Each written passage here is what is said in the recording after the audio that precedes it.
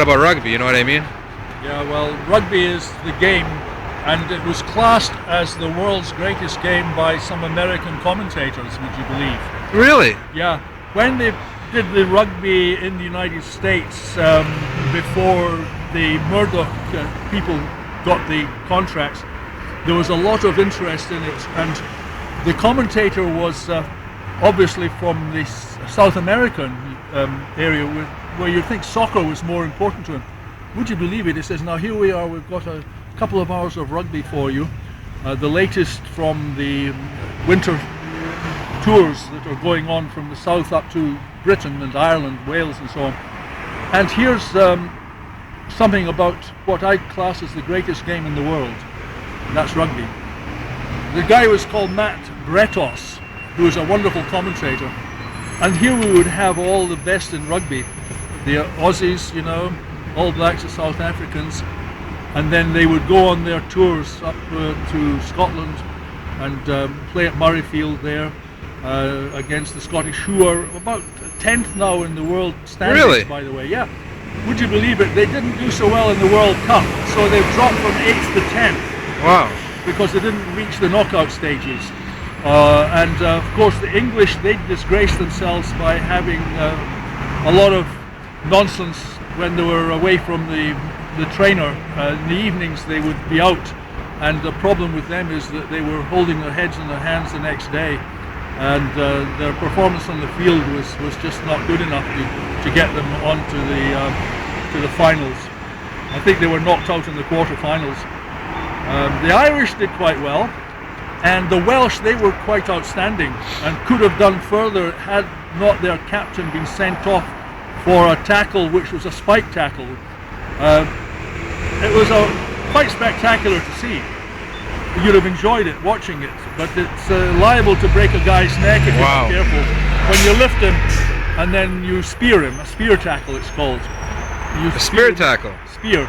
Yeah, what they tend to do, and it became illegal, again, rugby's played by laws rather than rules. Laws? Yeah, the laws of rugby. And the latest one was, or one of the later ones was, that spear tackles would be illegal against rugby law. And that meant that if you lifted a player, then tipped him up and tried to spear him into the ground head first, that was a sending off. That was like a red card infraction of the law, you see. And so this Welsh side was almost decimated with the sending off, of their captain, who still has a bright future, but they then narrowly lost to the Australians or some such team. Wow. And in which case, Wales went back home, and great disappointment, but they look like the players to watch for the future. They always were good, of course. The heyday of Wales was in the 70s, when you had J.P.R. Williams at full back. He was a doctor, student of doctor, and he seemed to realise that the human body could take a lot more beating than you would imagine.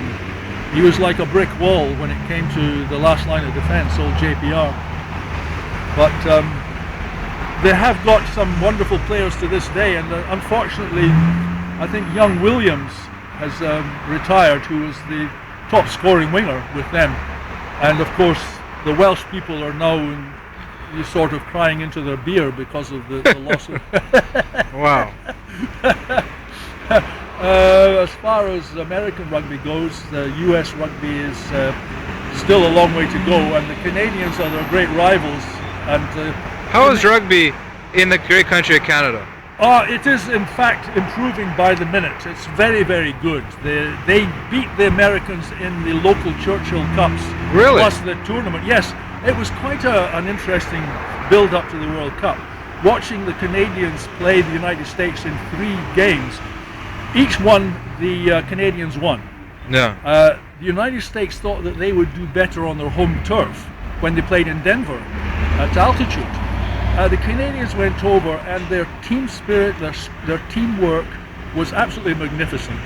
They, you'd have expected maybe home field would be a big advantage to the Americans, but they went away very disappointed, I'm sure, but still spinning it as much to say, well, we did not bad, we didn't win, we didn't lose by too much. You know?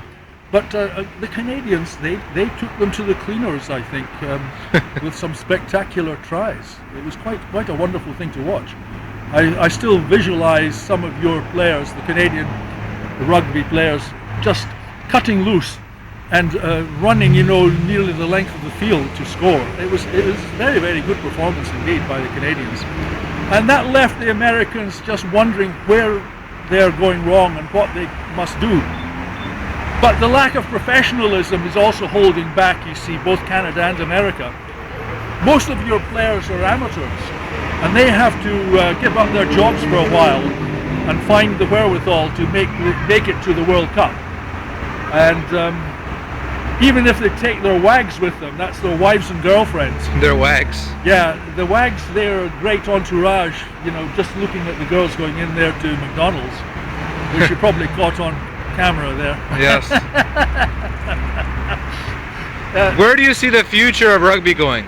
I see it becoming more popular because when you see the reports about the worldwide rugby scene, many countries in Africa even now, Algerians, Togoland maybe, Nigeria, they're all taking to it. It's a game, it's a natural for people to run and to chase and to try to bring down, to stop. It's a wonderful competitive contact sport.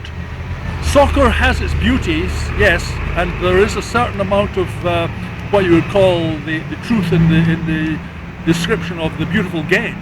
But there's something that rugby has which attracts those South Sea Islanders, going back to that. The exuberance with which they play. We were talking about the Fijians before you started to make this recording.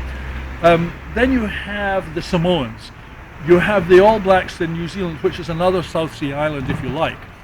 There is a tremendous spirit amongst those people, and you can put it down to the invention of the game rugby spreading throughout the world. It's become a global game, and I think the future is just as bright as anything.